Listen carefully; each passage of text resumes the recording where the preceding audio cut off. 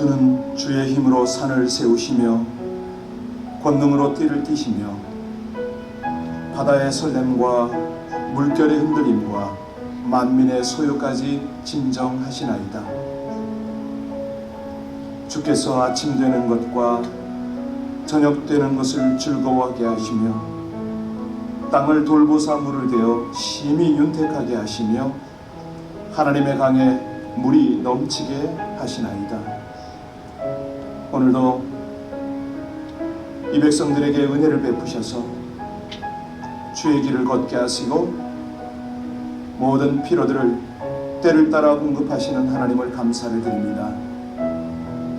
여러 환경 중에도 우리 하나님을 첫자리에 주의 은혜의 길을 가장 우선순위에 모시게 하고 그 길을 가게 하시오니 오늘도 드리는 우리의 찬양의 고백을 받으시고 하나님의 선한 길로 인도하여 주옵소서. 예수님 이름으로 기도하옵나이다. 아멘. 오늘은 우리 북한에 억류되어 있는 우리 사역자들 위해서 좀 기도하겠습니다. 여러분 덥지요? 사실 우리가 이렇게 편히 살면서 모든 문화시설이 갖춰진 상황에서도 조금만 어려워도 힘들다 하는데 수용소에 있는 분들이 오죽하겠습니까? 여러 이유로 수용소에 갇힌 사람이 참 많지만은 특별히 복음 때문에 하나님 나라 때문에 갇혀있는 우리 6분이죠. 우리 또 중국 국적까지 조선족이라고 하지만은 그분까지 치면 이제 7분 정도가 갇혀 있는데 9월 3일까지는 20만 명 서명을 해야 이제 정부 청와대가 움직입니다. 우리 대형 교회들 또 여러 성도들이 함께 동참하고 서명에 동참하고 그 지역에 있는 우리 모든 사역자들 어떤 환경 속에서도 주를 의지해서 끝까지 잘 견딜 수 있도록 하나님 정말 저들이 믿음 안에서 흔들리지 않게 하여 달라고 우리 합심으로 간절히 주님 앞에 기도 올리겠습니다. 아버지 하나님, 주 앞에서 충성된 자들이여 정말 주님을 향하여 온전히 헌신하는 자들 우리 많은 선교사들이 있지만 특별히 억류되어 있는 우리 북한 지역에 있는 선교사님들 주 앞에 올려드리며 기도합니다. 여러 우리 선교사님들 한 분 한 분을 아버지 하나님의 귀한 장중에 붙들어 주시고 저들이 믿음 안에서 실족하지 아니하도록 아버지 하나님 은혜와 역사를 더하여 주시기를 간절히 원합니다. 저들의 석방을 위하여 아버지 하나님 우리 청와대에 여러 탄원이 있고 있습니다. 아버지 하나님 20만 명 채워져야겠는데 대형 교회들이 움직이고 성도들이 움직여서 정한 기간 내에 잘 이루어질 수 있도록 그래서 아버지 하나님 모든 관계자들과 정부 또 북한의 위정자들이 이 모든 일을 협력하여 서로를 이루는 하나님의 기적을 경험하게 하여 주옵소서. 간절히 원합니다. 이 백성이 복음을 위하여 수고하고 애쓰는 모든 상황 그 장소마다 함께 하시는 아버지 하나님의 권능과 하나님의 위로와 우리 아버지 하나님의 소망이 흘러넘치게 되기를 간절히 원하오니 신실하시고 감사하신 우리 주의 놀라운 회복의 역사, 석방의 역사 아버지 하나님께서 저들을 지켜주시고 강건케 하시며 때마다 도우시며 말씀하시고 위로하시는 은혜의 역사가 함께하여 주시옵소서. 반드시 이루실 우리 아버지 하나님의 귀한 은혜를 간절히 의지하고 찬양하며 예수님 이름으로 기도하옵나이다. 아멘. 로마서 11장 11절입니다. 로마서 11장 11절부터 24절까지입니다. 로마서 11장 11절부터입니다. 그러므로 내가 말하노니 그들이 넘어지기까지 실족하였느냐? 그럴 수 없느니라. 그들이 넘어짐으로 구원이 이방인에게 이르러 이스라엘로 시기나게 함이니라. 그들의 넘어짐이 세상의 풍성함이 되며 그들의 실패가 이방인의 풍성함이 되거든 하물며 그들의 충만함이리요. 내가 이방인인 너희에게 말하노라. 내가 이방인의 사도인 만큼 내 직분을 영광스럽게 여기노니 이는 혹 내 고륙을 아무쪼록 시기나게 하여 그들 중에서 얼마를 구원하려 함이라. 그들을 버리는 것이 세상의 화목이 되거든 그 받아들이는 것이 죽은 자 가운데서 살아나는 것이 아니면 무엇이리요? 제사하는 처음 익은 곡식가루가 거룩한 즉 떡덩이도 그러하고 그 뿌리가 거룩한 즉 가지도 그러하니라. 또 한 가지 얼마가 꺾였는데 돌감나무인 내가 그들 중에 접붙임이 되어 참감나무 뿌리의 진액을 함께 받는 자가 되었은즉 그 가지들을 향하여 자랑하지 말라. 자랑할지라도 내가 뿌리를 보존하는 것이 아니요 뿌리가 너를 보존하는 것이니라. 그러면 내 말이 가지들이 꺾인 것은 나로 접붙임을 받게 하려 함이라 하리니 옳도다. 그들은 믿지 아니함으로 꺾이고 너는 믿음으로 섰느니라. 높은 마음을 품지 말고 도리어 두려워하라. 하나님이 원 가지들도 아끼지 아니하였은즉 너도 아끼지 아니하시리라. 그러므로 하나님의 인자하심과 준엄하심을 보라. 넘어지는 자들에게는 준엄하심이 있으니 너희가 만일 하나님의 인자하심에 머물러 있으면 그 인자가 너희에게 있으리라. 그렇지 않으면 너도 지키는 바 되리라. 그들도 믿지 아니하는데 머무르지 아니하면 접붙임을 받으리니 이는 그들을 접붙이실 능력이 하나님께 있으니라.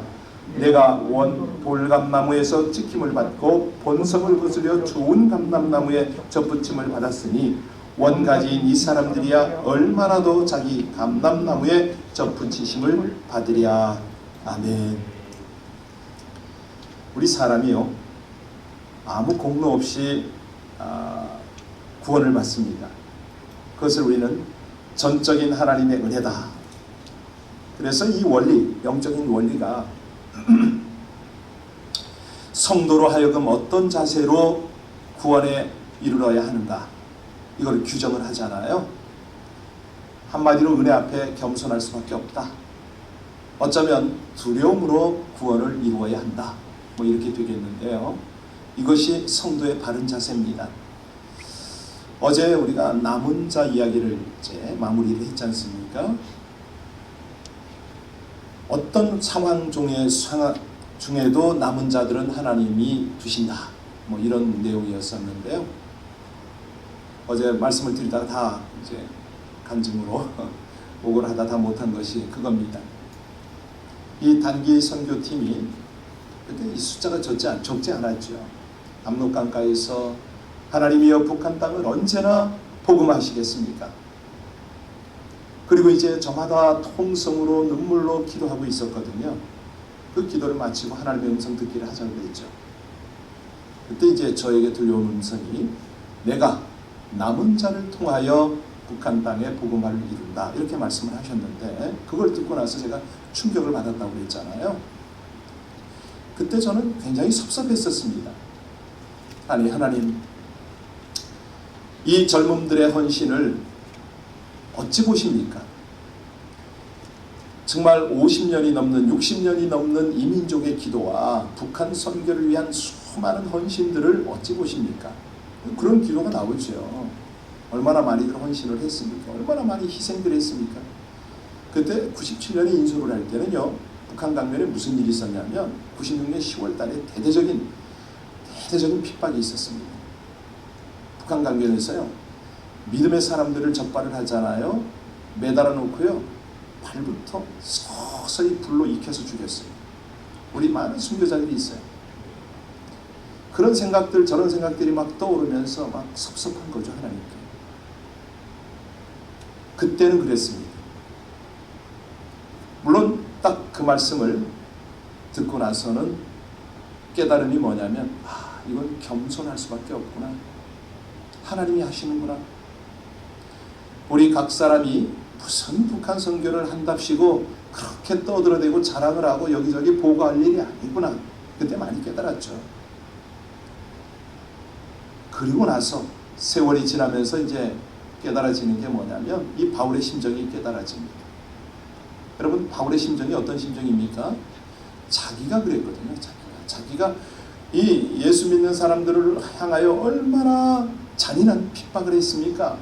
스데반이 돌에 맞아 죽는 그 현장에서도 증인이 되었었잖아요.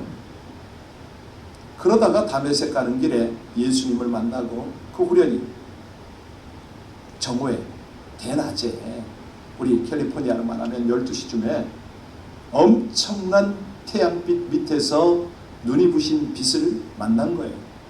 생각해보세요. 말이 되나? 아니, 뜨거운 태양 광채보다 더 빛난 빛이 있다? 있죠. 결과는요, 바울이 눈이 멀어졌습니다. 그 빛 때문에. 그리고 그가 금식하며 기도하다가 이제 아나니아 안수기도를 받고 눈이 열리잖아요. 그 사건은 영적 눈이 열렸다, 이거 아닙니까? 그렇게 경험을 한 바울이 이제는 거꾸로입니다. 자기 동족들한테 엄청나게 고난을 당하죠. 핍박을 당하죠. 자기가 행한 그 이상으로 그 고통을 당하다가 이 민족을 가만히 바라보니까 이게 아니거든요. 너무 불쌍하거든요. 그래서 오늘 이 11장을 기록을 한 겁니다. 자, 11장 1절에 한번 보세요. 거기 뭐라고 그랬습니까? 그러므로 내가 말하노니 하나님이 자기 백성을 버리셨느냐? 그럴 수 없느니라. 이게 무슨 얘기냐면 유대인들이 예수 그리스도와 그가 전하고 가르치신 복음을 받아들이지 않았습니다마는 이스라엘이 통째로 모두 하나님께 버림받는 것이 아니다. 나를 봐라, 나. 내가 그렇게 예수를 대적하고 거스렸지만 하나님께서 나를 택하지 않았느냐? 너희들도 다 버림받는 건 아니다 라고 이스라엘 백성들을 향하여 소망을 줍니다. 2절로 5절에 보면 하나님이 그 미리 아신 자기 백성을 버리지 아니하셨다. 너희들 봐라. 너희들은 구약에 대해서 대가들 아니냐? 엘리야의 케이스를 보니까 바알에게 무릎 꿇지 않는 자 7,000명을 뒀더라. 이렇게 이스라엘 백성들에게 또다시 권면을 합니다. 그리고 이제 7절부터 10절까지를 쭉 보면은 그런즉 어떠하냐? 이스라엘이 구원하는 그것을 얻지 못하고 오직 택하심을 입은 자가 얻었고, 그러니까 남은 자가 이스라엘 안에도 있다는 거 아닙니까? 거기도 있다. 사도 바울이 여기서 이제 의롭다 하심을 얻는 것, 이거는 뭐냐면 이스라엘 민족이라는 신분이 보장해 주는 게 아니다. 너희 중에도 얼마든지 구원을 받을 자가 있는데 그것은 오직 겸손과 두려움, 하나님을 믿으면 얻어지는 것들이다. 이렇게 되는 겁니다. 자, 이제 11절 오늘 본문으로 돌아와서 같이 읽고 조금 더 묵상합니다. 그러므로 내가 말하노니 그들이 넘어지기까지 실족하였느냐? 그럴 수 없느니라. 그들이 넘어짐으로 구원이 이방에 이르러 이스라엘로 시기나게 함이니라. 비록 많은 유대인이 실족하기는 했지만 모든 유대인들이 완전히 넘어지는 건 아니지 않느냐? 자, 그러면 일부 유대인을 남겨놓으시고 다른 자들은 실족하게 버려두신 하나님의 뜻이 뭐냐? 그 뜻이 뭐죠? 이제 바울이 이걸 문제 제기를 하는 거예요. 그리고 나서 신학적인 대답을 내놓는 게 오늘 11절의 결론인데요. 그들이 넘어짐으로 구원이 어디에게 갔다고요? 이방인에게 갔다. 이방인. 예? 왜? 이방인이 구원을 얻음으로 인하여 유대인들이 시기한다 이거죠. 이스라엘이 시기한다. 이게 이제 신학의, 바울 신학의 중심입니다. 이스라엘은 어디에 넘어졌습니까? 예수 그리스도에게 걸려서 넘어진 거예요. 아니, 하나님의 아들 메시아로 인정하지 못했다는 거죠. 따라서 그의 구원의 복음을 받아들이지 않았다.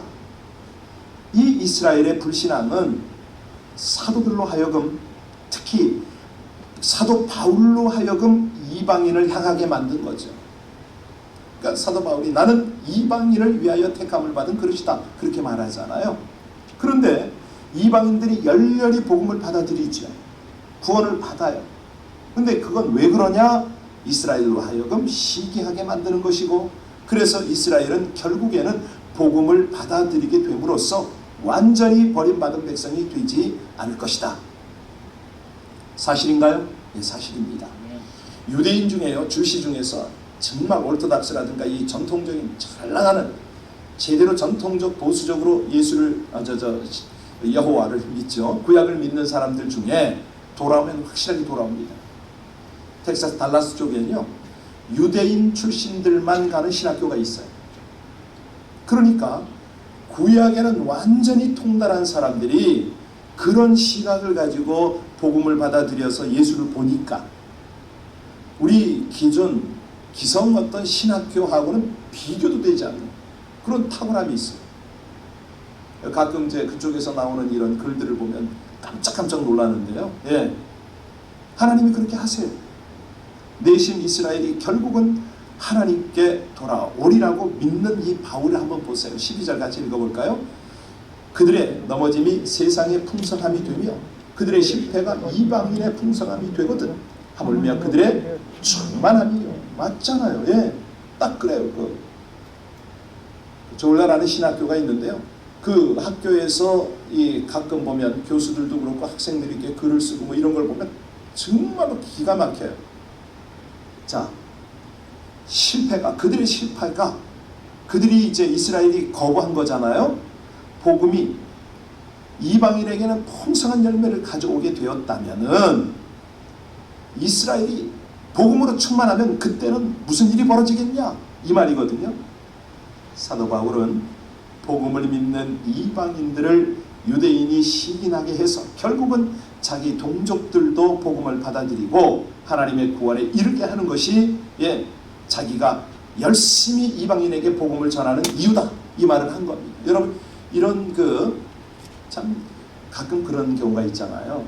야, 너희 가정이나 복음화하고 네 민족이나 복음화하고 무슨 선교를 하든가 말든가 해라 이런 일들이 있죠. 그런 말들 듣나요? 듣고 말고요. 제가 친한 우리 노중기 박사라고 있어요. KBS 인간세상에도 나온 분인데 순천향병원에서 흉부외과 가장을 하던 분이죠. 심장수술 참 잘하는 분입니다. 이분이 선교사로 파송을 받는데 파송받는 교회 현장에 아버지가 나타난 거예요. 아버지는 믿질 않아요. 어떻게 나타났느냐? 소위 말하는 곡괭이 자루를 가지고 나타났어요. 내가 내 자식을 어떻게 키웠는데 이제 먹고 살만하니까 어디로 가? 그러니까 이 노중기 선교사가 93년에 중국으로 왔거든요. 뭐 92년쯤 됐겠죠. 파송하는 현장에 곡괭이 자루를 들고 나타나가지고 예배의 자리를 엉망진창으로 만들고 있어요. 예수 안 믿어요, 아버지는. 아들은 선교사로 헌신을 해요. 이제 그 93년 저희 집에 와가지고 한 달 동안 같이 금식 기도도 하고 그랬었거든요. 그래서 이제 자세히 알게 됐죠. 결국 이분이 중국에서 그 중국 면허가 있어야 되잖아요. 심장수술. 고하이라는 큰 심장수술 병원에 가서 거기서 이제 한 몇 개월 연수도 하셨죠. 실력은 있는데 그랬어요. 나중에 연변대학 복지병원 원장까지도 하셨습니다만은 심장수술을 하는데 몇 개를 했느냐? 수백 수천 개를 했어요. 심장수술만 했느냐? 아니에요. 수술한 환자는 꼭 팔로우를 합니다. 집집마다 신방을 하고 기도도 해주고 뭐 이랬었어요. 결국은 중국에서 성자로 한국까지 소문이 났죠. 바로 그런 겁니다. 이렇게 해가지고 나중에 그 집안이고 뭐고 다 이렇게 이제 하나하나 돌아오게 되는데 바울이 이제 그런 얘기를 하는 거 아니에요? 13절 14절 볼까요? 13절 14절입니다. 같이 봉독합니다. 넘겨주시겠어요? 우리 같이 읽습니다. 내가 이방인인 너희에게 말하노라. 내가 이방인의 사도인 만큼 내 직분을 영광스럽게 여기노니 이는 혹 내 고륙을 아무쪼록 시기하게 하여 그들 중에서 얼마를 구원하려 함이라. 바로 그런 내용이잖아요. 노중기 박사가 이분이요, 영상이라 이것도 해야 되나 말아야 되나, 지금은 굉장히 은밀한 곳에 가서 거기서 엄청난 역할을 합니다. 그렇게만 아시면 됩니다. 예, 그렇습니다. 이렇게 복음을 거부한 유대인의 실족의 긍정적 의미를 제시한 사도 바울, 이스라엘의 회복에 대한 자기의 믿음을 드러내잖아요. 어디에? 15절에 나오거든요. 나 이렇게 믿어. 우리 하나님이 이렇게 하실 거야. 15절 같이 읽습니다. 그들을 버리는 것이 세상의 화목이 되거든 그 받아들이는 것이 죽은 자 가운데서 살아나는 것이 아니면 무엇이겠느냐. 예, 여기 그들을 버리는 것이 세상의 화목이 된다. 이건 무슨 말이죠? 이스라엘이 버림받는 것이 다른 백성으로 하여금 구원받는 결과, 즉 하나님과 화목을 이루는 결과를 가져왔다는 거죠. 그래서 그들이 이 죽은 자 가운데서 살아나는 것, 그 받아들이는 것이 죽은 자 가운데 살아난다고 그랬죠. 이게 무슨 말입니까? 뭐 여러 의미로 해석할 수는 있습니다만은 그 중에 하나가 이스라엘이 복음을 받아들이고 하나님께서 이스라엘을 다시 받아들이시는 것, 이게 이제 죽은 사람이 살아나는 거잖아요. 그 설명을 하는 거예요. 왜냐하면 율법의 행위에 의한 의에 매달리는 사람이 영적으로 다 죽었잖아요. 아니 율법으로 어떻게 의롭다함을 받습니까? 그건 영적으로 죽었기 때문에 거기에 연연하는 거예요. 이런 사람을 하나님께서 다시 받아들이시게 된다면 그건 영적으로 다시 살리는 거잖아요. 그 말이거든요. 지금 또 있습니다. 또 다른 뜻 하나를 설명하면 복음을 거부하는 이스라엘의 완악함 때문에 이방인들이 복음을 받아들이게 되어서 하나님과 화목하게 된 것이 이제 기쁜 일이잖아요. 자, 그렇다면 이스라엘이 다시 하나님에 의해서 받아들이는 것은 얼마나 더 기쁨이냐 이거예요. 바울도 기쁘고 하나님도 기쁘고 이스라엘 본 그 당사자들은 얼마나 더더욱 기쁘겠느냐. 죽음 가운데서 살아났으니 이제 이 말이죠. 자, 여하튼 간에 완전한 부활은 부활의 사건 때 그렇게 이루어지겠지만 바울이 지금 뭐라고 그럽니까? 이스라엘이 다시 하나님께로 돌아오는 때가 주님이 다시 오시고 하나님의 나라가 완성되는 종말일 것이다. 이런 믿음으로 지금 이 말을 선포한 겁니다. 자, 그 근거가 뭐냐? 16절이잖아요. 16절 같이 읽습니다. 제사하는 처음 익은 곡식가루가 거룩한 즉 떡덩이도 그러하고 뿌리가 거룩한 즉 가지도 이게 무슨 말이죠? 이 말씀은 민수기 15장에 나와요. 거기에 따르면 이스라엘 백성은 처음 익은 곡식가루로 떡을 만들 때에 떡 반죽에서 일부를 떼어 과자를 만들어 하나님께 거제로 드리거든요. 그런데 여기서 처음 익은 곡식가루가 뭐냐? 뿌리가 누구를 가리키는 거냐? 이건 믿음의 조상 아브라함이죠. 또 그와 맺으신 하나님의 언약, 이거를 물려받은 족장을 가리키는 그 말입니다. 그렇다면 떡덩이와 가지는 누구냐? 이스라엘인 거죠.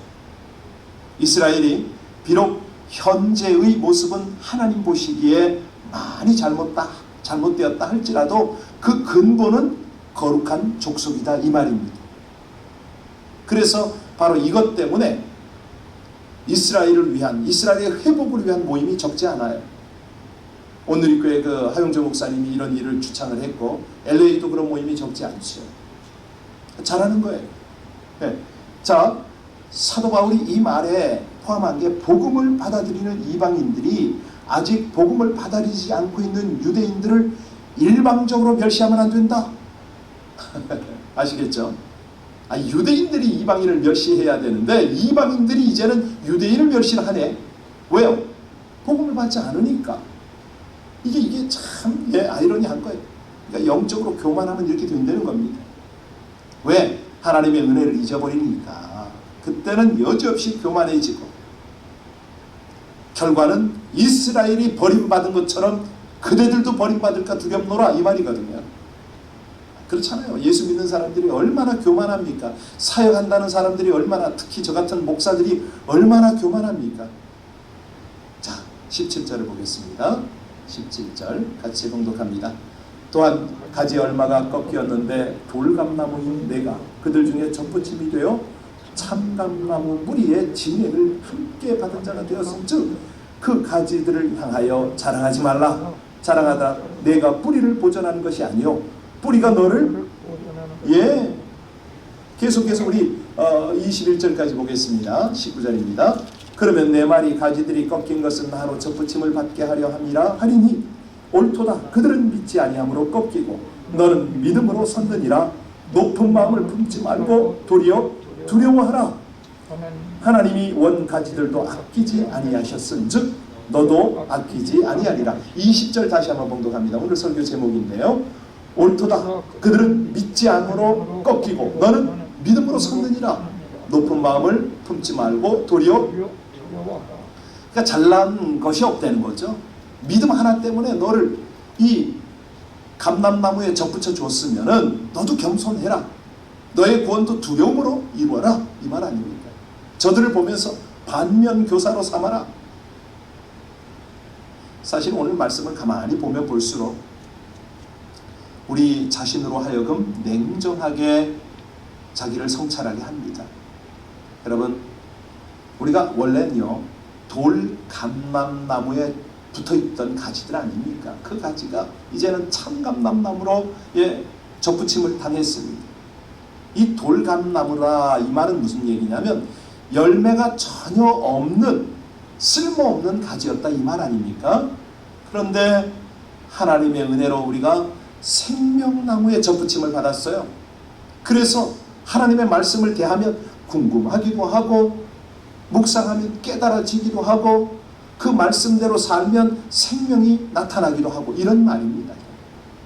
하나님의 말씀을 묵상하고 암송하고 그 말씀 따라 살면 무슨 일이 벌어집니까? 놀라운 생명의 역사가 우리 영혼 가운데 있잖아요. 어떻게?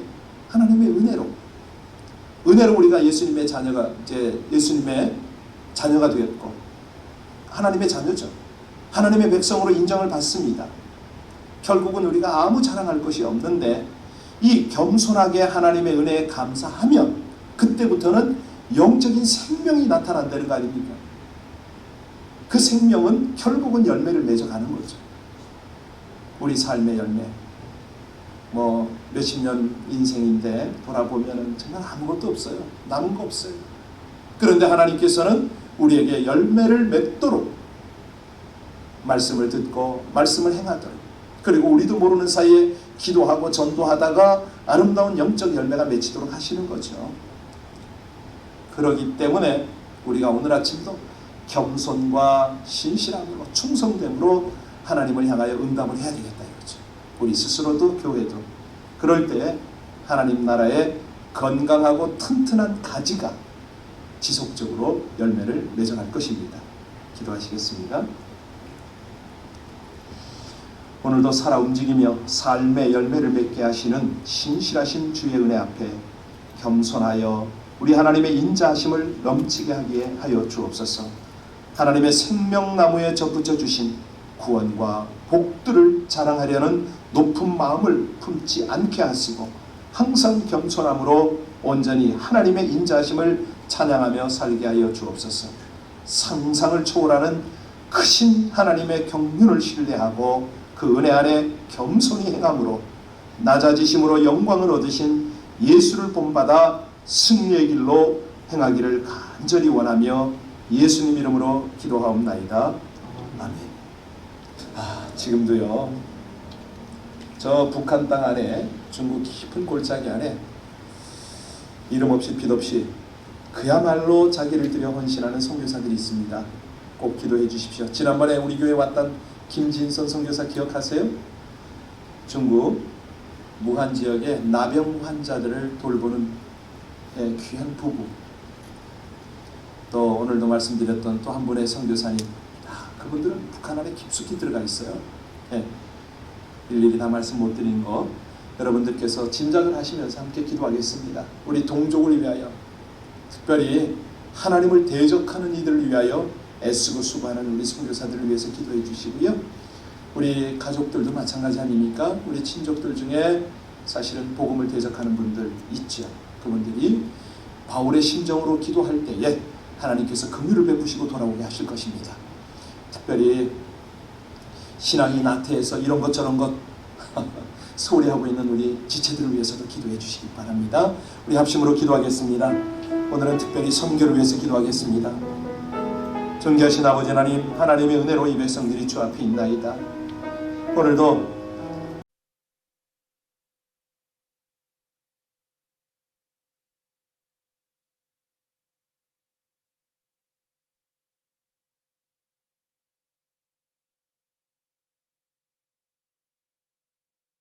하나님의 은혜를 입혀주시기를 간절히 원합니다. 우리 하나님께서 귀한 당신의 백성들의 중보를 통해서 영광을 받으시고 저들의 모든 기도 가운데 함께 하나님이 일하고 계심을 진심으로 감사를 드립니다. 주의 뜻, 주의 나라, 주의 은혜를 구하며 우리 아버지 하나님 앞에 중심을 다하여 중보하는 주의 백성들이 복이 있게 하여 주옵소서.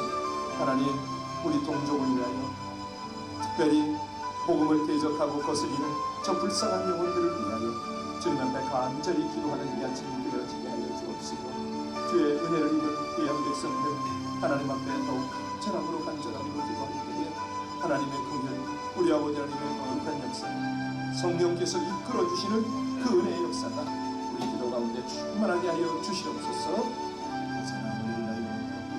하나님을 감사합니다. 하나님의 이 새벽 시간에 더욱 힘써 애써 부르짖고 기도하는 심령들 많아지게 하여 주옵시며 그리하여 영원히 살고 주변을 살리며 주의 나라, 주의 영광, 주의 복음을 위하여 아름답게 헌신하는 주의 백성들 다 되어지게 하여 주옵소서. 죄 몸된 교회와 하나님